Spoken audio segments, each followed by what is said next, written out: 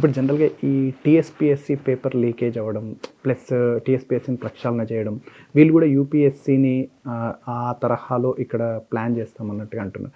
అసలు సిస్టమ్ ఎట్లా ఉంటే బావుంటది మేడం ఇలాంటివి జరగకుండా సేమ్ యూపీఎస్‌సీ లెవెల్‌లో?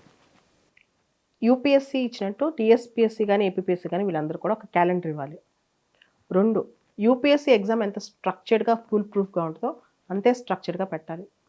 3 సిలబస్ వీలైనంత వరకు కామనాలిటీ ఎక్కువ మాక్సిమం తీసుకొస్తే గనక యూపీఎస్సీ, టీఎస్‌పీఎస్సీ లేదా ఏపీపీఎస్సీ మీద పూర్తిగా అభ్యర్థులు ఆధారపడకుండా 2 కలిపి రాసుకుంటారు. అప్పుడు ఏదో ఒక ఎగ్జామ్‌లో వీళ్ళు సక్సెస్ అయ్యే అవకాశం దొరుకుద్దనమాట.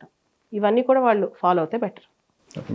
ఇప్పుడు ఈ టైమ్ మేనేజ్‌మెంట్ విషయంలో చాలామంది ఇదైతూ ఉంటారు మేడం. ఆందోళన గూడా అయితా ఉంటారు. సో, వాళ్ళకి అసలు టైమ్ మేనేజ్‌మెంట్ అనేది ఎట్లా ఫాలో అవ్వాలి? యాక్చువల్‌గా చాలామంది అభ్యర్థులు, ముఖ్యంగా కాంపిటేటివ్ ఎగ్జామ్ ప్రిపేర్ అయ్యే అభ్యర్థులు, వాళ్ళు మాక్సిమం ఏం చేస్తుంటారంటే నైట్‌లంతా చదవటాలు, పగలంతా నిద్రపోవటాలు. అంటే ఒక స్ట్రక్చర్డ్‌గా ఉండదు వాళ్ళ టైమ్ టేబుల్ అనేది రోజుకి. వాళ్ళు ఏ టైంలోనే చదువుకోవచ్చు, ఏ టైంలోనే పడుకోవచ్చు. కానీ చేసేదంతా ప్రతిరోజు ఒక రెగ్యులారిటీ మెయింటైన్ చేయమని నేను చెప్తాను. అంటే నువ్వు నైట్ 12కి పడుకున్నావా? రోజు 12కే పడుకో. మినిమమ్ 6, 7 అవర్స్ స్లీప్ ఉండాలి. ఇది వన్ డే మ్యాచ్ కాదు, టెస్ట్ మ్యాచ్. అంటే ఈరోజు టకటక చేసేద్దాం అనటానికి ఉండదు. చాలా స్లోగా, స్టడీగా ఆడాల్సిన మ్యాచ్ ఇది. కాంపిటేటివ్ ఎగ్జామ్స్ అనేవి. ఒక్కరోజు 2 రోజులు మేలుకొని చదివేసేసి మొత్తం సాధించేస్తాం అలా ఉండదనమాట ఇది. కాబట్టి proper sleep cycle, proper food habits, proper meditation and yoga, దాంతోపాటు స్టడీ టైమ్ టేబుల్ ఇవన్నీ ప్రాపర్‌గా ఉండాలి. అంటే పర్టిక్యులర్‌గా ఇన్ని గంటలు చదవాలని ఏమన్నా ఉంటదా మేడం? అలా ఏం లేదండి. అండ్ చాలామంది చెప్తారు రోజుకి 15 గంటలు చదివాను, 20 గంటలు చదివానని. అది రైట్ అని కూడా నేను అనుకోను. 10, 12 గంటలు మాక్సిమం, లేదా 13 గంటలు. రోజుకి 20 గంటలు చదివి ఒకరోజు ఎక్కువ చదివేసి ఇంకో రోజు 4 గంటలు చదవటం అది కూడా పద్ధతి కాదు. ఒక బ్యాలెన్స్డ్‌గా వెళ్ళాలి సివిల్స్ అనేది. ఒక బ్యాలెన్స్డ్ ప్రిపరేషన్‌లోనే వెళ్ళాలి. ఈ ప్రిలిమ్స్ అయిపోయిన తర్వాత మెయిన్స్ రాసేటప్పుడు మేడం, అంటే వే ఆఫ్ ప్రెజెంటేషన్ గాని, వే ఆఫ్ ఎక్స్‌ప్రెషన్ గాని రాసేటప్పుడు అంటే ఏ విధంగా ఉంటే దిద్దే అతన్ని అట్రాక్ట్ చేయడానికి? అంటే రీసెంట్‌గా ఒకళ్ళు డేటా కలెక్ట్ చేశారనమాట. మొత్తం సివిల్స్‌లో ఎంతమంది, ఏ టైప్ ఆఫ్ విద్యార్థులు ఎక్కువ మంది సివిల్స్ పాస్ అవుతున్నారని. 100 మంది పాస్ అవుతుంటే దానిలో 70 మంది, 70% బీటెక్ వాళ్ళే. ఈ బీటెక్ గ్రాడ్యుయేట్స్ ఎక్కువ సివిల్స్‌లోకి వస్తున్నారు. వీళ్ళు కాలేజెస్‌లో బీటెక్ వాళ్ళు జనరల్‌గా ఎస్సే రైటింగ్ స్కిల్స్ అంత నేర్చుకోరు. నా సజెషన్ ఏంటంటే, మీరు ఎప్పుడైతే సివిల్స్ అనుకుంటున్నారో అప్పటి నుంచి చిన్న చిన్న పారాగ్రాఫ్స్, చిన్న చిన్న ఎస్సేలు రాయటం నేర్చుకోమని చెప్తాను. అంటే వాళ్ళు అనుకున్న భావాల్ని చక్కగా ఎక్స్‌ప్రెస్ చేయమని, చక్కగా ప్రెజెంట్ చేయమని చెప్తాను. దానికి ఇప్పటి నుంచే సెంటెన్స్ ఫార్మేషను, మంచి టర్మినాలజీ, ఇవన్నీ కన్‌స్ట్రక్షన్ నేర్చుకోవాలి.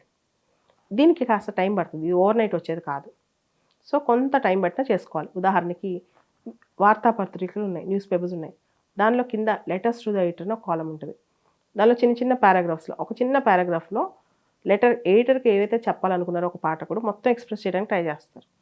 హిందూ పేపర్‌లో గానీ, టైమ్స్ ఆఫ్ ఇండియాలో గానీ, ఈ లెటర్స్ టు ద ఎడిటర్ చదివితే గనక క్లుప్తంగా ఒక భావాన్ని, ఒక ఆలోచనని ఎలా వ్యక్తపరచాలో తెలుస్తుందనమాట. సో, అలాంటి చదివి కూడా నేర్చుకోవచ్చు. చాలామంది ఇప్పుడు సివిల్స్‌కైనా, ఏ కాంపిటీటివ్ ఎగ్జామ్స్‌కైనా కూడా గవర్నమెంట్ జాబ్ అని టార్గెట్ పెట్టుకుంటారు మేడం. గోల్ పెట్టుకుంటారు. మిస్ అవ్వగానే ఈ సూసైడ్ చేసుకుంటూ ఉంటారు. వేరే రకంగా ఇక వదిలేస్తుంటారు. మనం ఈ మధ్య చూస్తున్నాం రాజస్థాన్ కోటాలో హ్మ్. ఇవన్నీ చూస్తున్నాము. సెంట్రల్ గవర్నమెంట్ కూడా కోచింగ్ సెంటర్స్ గైడ్‌లైన్స్ ఇచ్చింది. సో, ఇదేంటంటే ప్యాషన్‌తో పాటు, అంటే మనకి చేయాలన్న ప్యాషన్‌తో పాటు సమాజం యొక్క ఒత్తిడి, పేరెంట్స్ యొక్క ఒత్తిడి, వాళ్ళలో ఉన్న సెల్ఫ్ ఒత్తిడి, డిప్రెషన్, ఎక్కువ ప్రెషరు. సివిల్స్ పాస్ అవ్వాలి, ఈ అటెంప్ట్ పోతది అయితే ఏంటి అనేది లేదనమాట. కంపారిజన్ నువ్వు ఇంకా సెటిల్ అవ్వలేదా అని గోల. సో, మనం పెట్టుకునే టార్గెట్ కానీ, మనం అనుకునే లక్ష్యం కానీ మొత్తం ఎక్కువ పాపులర్ చేసుకొని లోపలికి రావద్దని నేను చెప్తాను. మనం సాధించేదాకా అది మనలోనే ఉండాలి. 2 ప్లాన్ ఏ, ఇలాంటి పరీక్ష మనం ప్రిపేర్ అయ్యి ఈ స్థాయిలో మనం ఎగ్జామ్ కొట్టకపోతే అంతకంటే బెటర్‌గా లైఫ్‌లో సెటిల్ అవుతాం అనే ధైర్యం ఉండాలి. 3 సెల్ఫ్ మోటివేషను, మెడిటేషన్ ఇవన్నీ చాలా ఇంపార్టెంట్. కాంపిటేటివ్ ఎగ్జామ్‌లో గెలిస్తేనే మనం గ్రేట్ అనే ఆలోచన పక్కన పెట్టుకోవాలి. నువ్వు ఈ ఎరాలో, ఇప్పుడున్న ఎరాలో సివిల్స్ మాత్రమే లక్ష్యం కాదు. సివిల్స్ మాత్రమే ఎండ్ కాదు. అలానే నీట్ కొడితేనో, జేఈఈ ఎగ్జామ్స్ కొడితేనో గ్రేట్ కాదు. చాలా గొప్పవి ఉన్నాయి చేయడానికి, సివిల్స్ కన్నా కూడా గొప్పవి ఉన్నాయి. వాటి మీద మనం లక్ష్యం పెట్టుకోవచ్చు. ఈ ఏజ్లో ఈ టైంలో మనం ఇది పెట్టుకోవచ్చు, ఇది అయితే మంచిదే, అవ్వకపోయినా ఇంకా మంచిదే, we can do better things అని పెట్టుకోవాలి. అంతేగాని ఇదే నా లోకం, ఇది లేకపోతే నేను చచ్చిపోతాను అని డిప్రెషన్లోకి వెళ్ళిపోవటం, అందరిని చూసి బాధపడటం, చిన్న సమాజంలో ఉండి ఆ చిన్నగా ఆలోచించడం మానేయాలి, పెద్ద స్థాయిలో ఆలోచించాలి. సమాజం కూడా ముఖ్యంగా ఫ్యామిలీ, మన ఫ్యామిలీ సిస్టమ్స్లో కూడా మా అబ్బాయి ఇంజనీర్ అవ్వాలి, ఐఐటి ర్యాంక్ కొట్టాలి, మా అమ్మాయి కలెక్టర్ అవ్వాలి, ఈ ప్రెషరు పేరెంట్స్ ఎక్కువ పెడతారనమాట. నీకోసం ఇంత ఇన్వెస్ట్ చేసాం, నీకోసం ఇంత వెయిట్ చేసాం, దానివల్ల కూడా వీళ్ళకి డిప్రెషన్ వస్తుంది. సో చుట్టుపక్కల వాళ్ళు అడగటం, చుట్టాలు అడగటం, వీళ్ళు ప్రిపేర్ అయ్యే టైంలోనే ఎక్కువ మంది చెప్పుకోవడం, ఇవన్నీ జరుగుతాయి అన్నమాట. సో కాంపిటేటివ్ ఎగ్జామ్ అనేది final it's a competitive exam, దానిలో అందరు సక్సెస్ అవ్వరు. అండ్ దానిలో చాలా మెథడ్స్ ఉంటాయి, చాలా ఫార్ములాస్ ఉంటాయి. అంటే ఆ కాంబినేషన్స్లో ఒక్కోసారి అవ్వకపోవచ్చు, దాని తర్వాత మనం నెక్స్ట్ ఇది కాకపోయినా నేను ఇంకా గొప్పవాడిని అవుతానన్న నమ్మకం మనకు ఉండాలి. ఆ నమ్మకం లేకుండా సివిల్స్లోకి రాకూడదు.